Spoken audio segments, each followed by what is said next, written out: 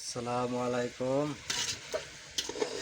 এই আজকে রান্না করছি, অনেকদিন পর রান্না করে বসে দিলাম। চিকেন রান্না, মুরগির মাংস, টমেটো, আদা, রসুন, পেঁয়াজ, তারপরে কাঁচা লঙ্কা, আলু দিয়ে, বেগুন দিয়ে আর মাংস।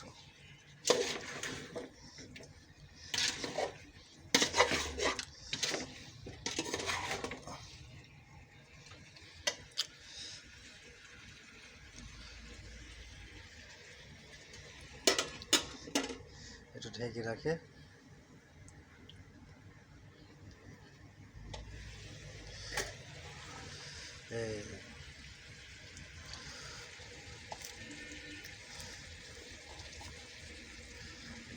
এই বড় রাত হয়ে গেল, লেট হয়ে গেল। এই ডিউটি কাজে খেতে একটু লেট হয়ে গেল রান্না করতে করতে। এই মশলাপাতি সব দিয়ে দিলাম, প্রায় হয়ে গেছে। কেমন হয়েছে কমেন্ট করে জানাবেন। হ্যাঁ।